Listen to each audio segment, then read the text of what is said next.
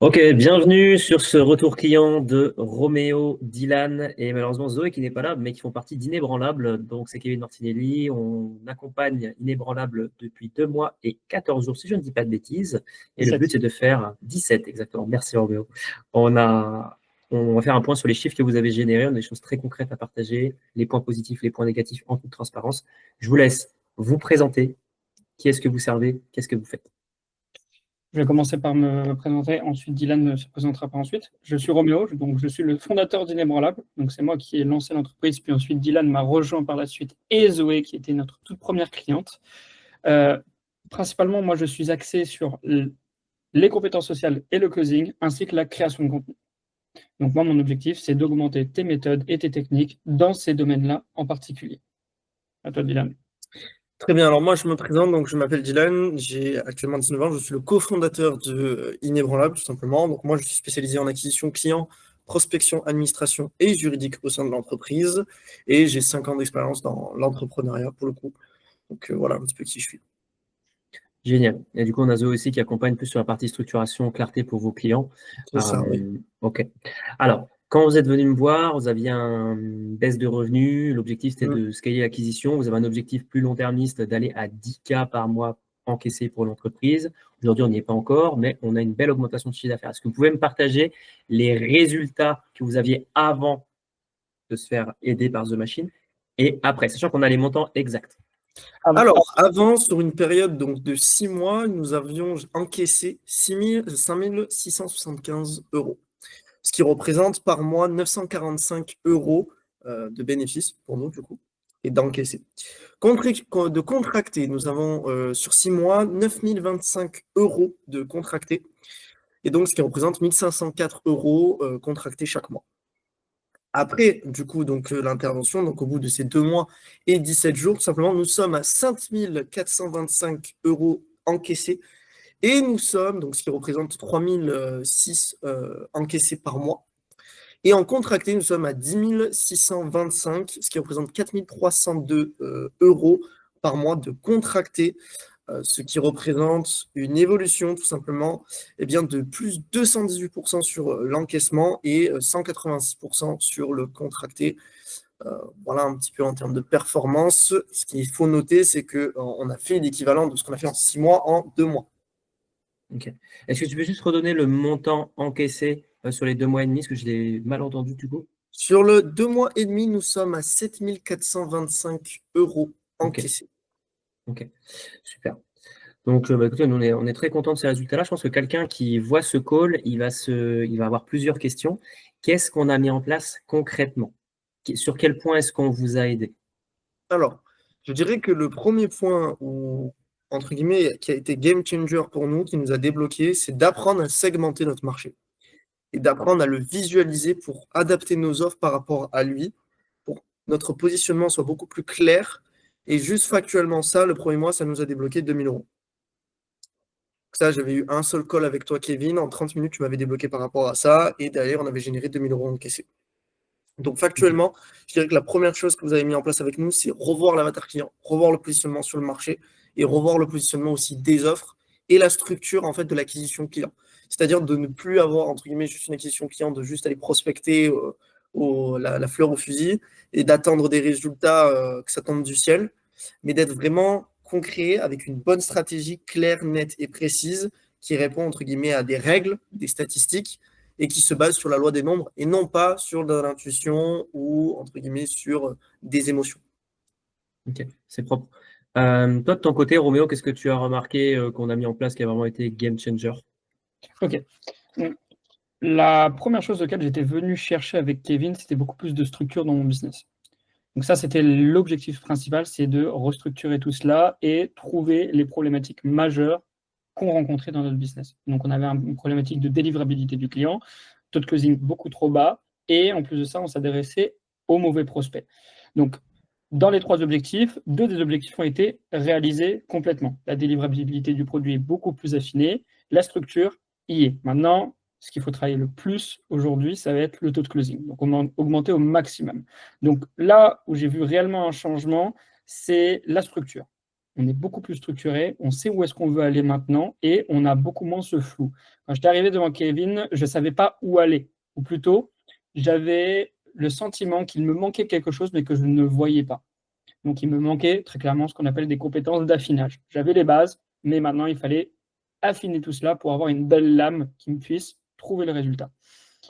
Donc, certes, sur les résultats qu'on avait fait depuis les 2 derniers mois, on a fait énormément de chemin. Et ça, c'est l'avantage. Ce que j'ai beaucoup aimé aussi, c'est le fait qu'il nous ait mis, que ce soit Guillaume, Bilk et Kevin, face à la réalité des choses. C'est quelque chose que j'ai apprécié, c'est qu'ils ne nous ont pas caressé par le sens du poil, ils nous ont dit très clairement, ça, il y a ça comme problème, si vous voulez vous en sortir, par contre, c'est à vous de vous en sortir. Nous, on vous donne que le chemin qui vous permette de le faire. Et du coup, il y a eu ce sentiment où on était suivis, mais en même temps, c'est à nous de chercher les résultats, mais par derrière, on avait le chemin pour dire, c'est à vous de chercher le résultat, mais on vous donne tous les outils nécessaires pour creuser le bon chemin. Donc ça, c'était plutôt agréable. Ça, j'ai beaucoup apprécié. Ok. Écoute, top. C'est vrai que on peut paver le chemin, mais on peut pas l'emprunter pour vous. On aimerait beaucoup, mais c'est pas malheureusement notre responsabilité. Ok. Sur l'objectif, le troisième objectif, donc c'est le taux de closing, c'est ce qu'on travaille en ce moment. Est-ce que vous pouvez partager ce sur quoi on est en train de travailler en ce moment, sachant que par exemple, là, dans 15 minutes, justement, je vais être présent sur l'un de vos appels de vente pour justement affiner le cadre, le leadership, le script, la gestion des objections. Qu'est-ce qu'on travaille précisément en ce moment pour pouvoir aller vers les 10K? Alors, le taux de closing, déjà de 1, est la compétence du closing est l'une des compétences les plus difficiles à acquérir en si peu de temps. Je ne dis pas d'un coup, mais en peu de temps, c'est très difficile d'augmenter son taux de closing parce que j'ai des élèves et je travaille aussi en amont avec eux. Donc, la structure de l'appel, savoir comment aussi gérer son client, comment faire un bon follow-up, comment aussi bien entrevoir le client et utiliser des méthodes, quelles qu'elles soient psychologiques ou autres, c'est quelque chose qui s'apprend avec le temps et en pratiquant. Donc, nous, on avait principalement un problème de structuration d'appel. On ne savait pas où est-ce qu'on allait. On était beaucoup trop sympa et on n'était pas aussi, pas flinguant, mais on n'était pas cash avec les clients. On était très clairement là juste pour dire ça va bien se passer, on te donne des solutions. Mais le problème, c'est qu'on donne souvent des solutions que les prospects n'appliquent pas juste après. Et ça a été un très gros problème qu'on a rencontré sur les différents appels qu'on avait. Meilleure qualification aussi. On a beaucoup plus d'appels qualifiés grâce au travail de Dylan avec Kevin sur la prospection. Donc ça, j'ai apprécié énormément.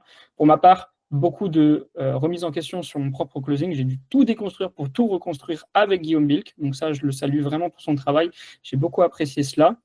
Et là, aujourd'hui, maintenant, les choses à travailler le plus, ça va être très simple. C'est les objections. Il faut vraiment avoir cette bible d'objections le plus rapidement possible pour rentrer directement et ne plus avoir peur de dire les choses, même si le client vous insulte s'il le faut. Il faut vraiment dire les choses et être là pour l'aider, mais pas être là pour être gentil. Il faut être bienveillant. Et c'est ce qu'on cherche à faire aujourd'hui, être bienveillant et ne plus avoir peur de dire les choses et de lui dire très clairement, si tu vas dans cette direction, tu vas te planter. Clairement. Donc, objection en cours de travail. Tu disais justement sur la partie appel de vente, combien est-ce que vous bouquez d'appels de vente par jour, par semaine, par mois? Ok. Dylan. Alors, il faut savoir qu'avant donc The Machine, on tournait en moyenne à 60 appels, ce qui est très propre. Ce qui est très très propre. En fait, la grosse problématique, c'est qu'il manquait de qualification et tout ça par des procédés, différents procédés, que ce soit les processus de prospection qui étaient, entre guillemets, je bouquais beaucoup de calls, mais ma qualification n'était pas bonne.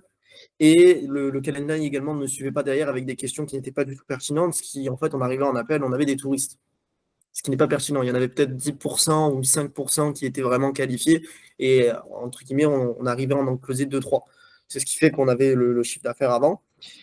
Avec du coup donc cette segmentation de marché, moi j'ai pu du coup mieux comprendre mon avatar, j'ai pu mieux comprendre mes prospects, donc adapter ma prospection par rapport à eux et par rapport à moi, ce qui a fait que je suis monté tout simplement, donc le max que je suis monté c'est 180 sur le mois de août.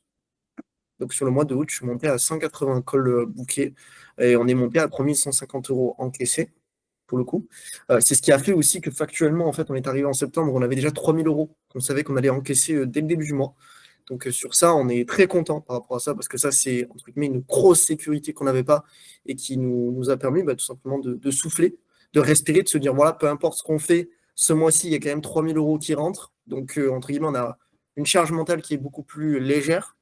Et ça, c'est très important pour factuellement augmenter ses résultats.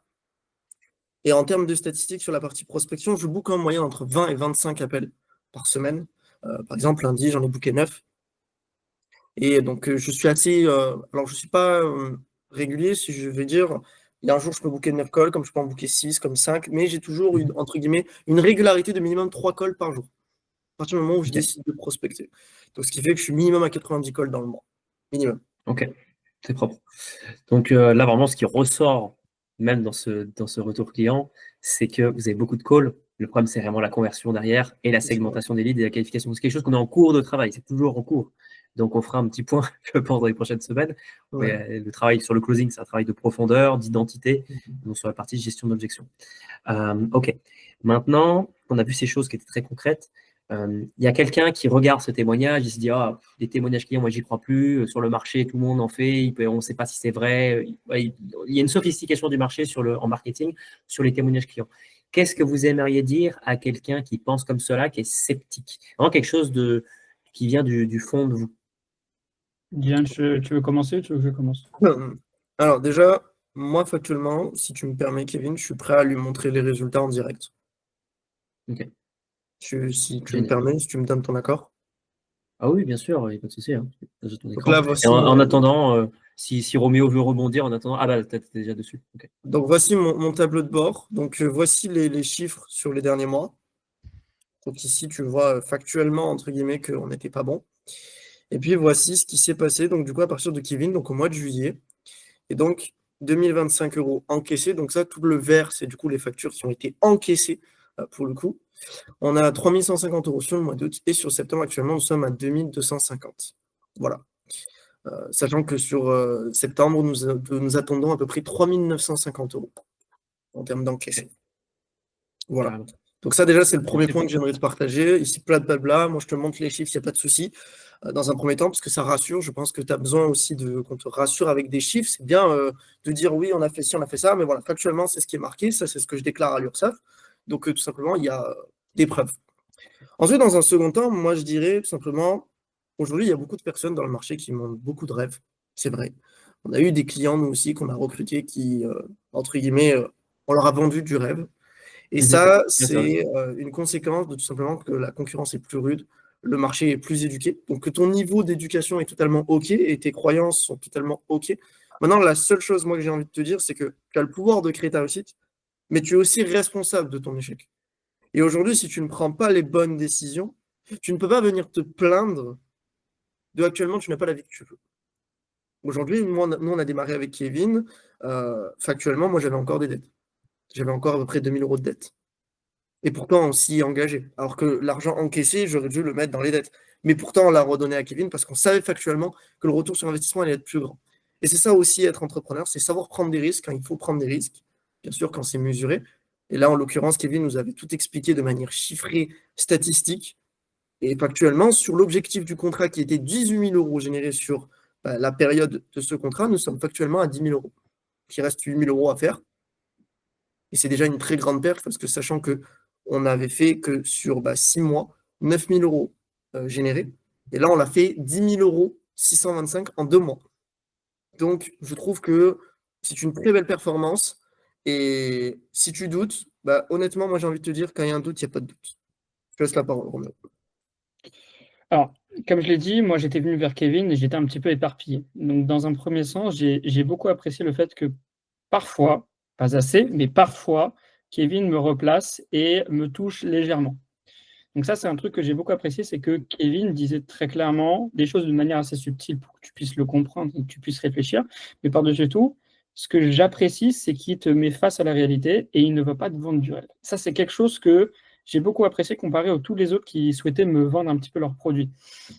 C'est vrai que les statistiques, ça rassure un petit peu, mais parfois, on a toujours ce petit doute de se dire, est-ce que c'est réellement vrai ou non? Moi, et c'est pour ça que les témoignages existent d'une part. Là où j'ai énormément apprécié, que ce soit en termes de résultats, c'est le franc-parler. C'est de me dire très clairement, Roméo, tu te bouges ou tu vas en fait être dans la merde financièrement. Et très clairement, certes, j'avais une certaine sécurité en juillet, août d'avoir un boulot, mais je me suis fait virer au final au bout du premier mois. Et du coup, il fallait rechercher l'argent. Et du coup, le fait d'avoir investi avec Kevin, ça m'a fait brûler un petit peu mes bateaux, un petit peu. Ça m'a fait brûler le reste de mes réserves et de me dire: «OK, Roméo, aujourd'hui, tu as pris la tête de cette boîte-là, tu dois en fait prendre tes responsabilités pour une fois et vraiment dire: "Eh bien écoute, si tes associés ne peuvent pas payer, c'est à toi de payer. C'est à toi d'en assumer les conséquences"». Et c'est ce qui s'est passé. Il y a eu un effet papillon par-dessus, où on s'est tous poussés entre nous. Nous, l'avantage, c'est qu'on est 3 au sein de cette boîte, donc on se pousse entre nous, donc on va beaucoup plus vite que certains. Pas assez, je trouve, de mon point de vue encore, pas assez vite, mais c'est déjà un très beau chemin qu'on a fait et je suis déjà très fier déjà du travail que Kevin a fait avec nous et de notre travail aussi d'une part, parce qu'il faut se féliciter même quand on fait aussi quelques 100%. bêtises. Et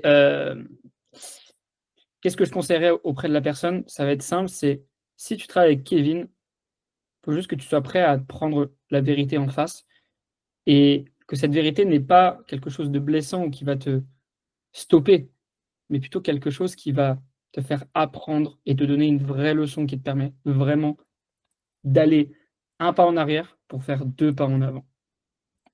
Vous avez démarré sur une offre qui est notre offre d'entrée, sur laquelle on prend un pourcentage au résultat sur les résultats qu'on amène, et il y a un montant high ticket à régler. Je ne donnerai pas le montant dans la vidéo, mais juste pour mentionner que pour l'instant, vous avez un ROI qui est positif. Par rapport à ça, pour moi, c'est déjà une victoire sur ce point-là, dans le sens où le client n'est pas lésé. Ça, c'est vraiment un point qui est super important pour nos clients quand on travaille avec eux. Maintenant, travaillons sur le closing. C'est vraiment le point principal, parce que vous avez énormément de calls, beaucoup d'opportunités qui se perdent, et les personnes qui sont en dessous de 10 000 euros par mois ont un problème en vente, et c'est pour ça qu'on vient leur rentrer dedans avec The Machine, toujours avec bienveillance, pour pouvoir faire évoluer leurs compétences. C'est tout bon pour moi. C'était Kevin Martini de The Machine avec Dylan Bonnet, Roméo Tozzi et Zoé qui n'est pas présente de chez Inébranlable. Et on se voit très vite.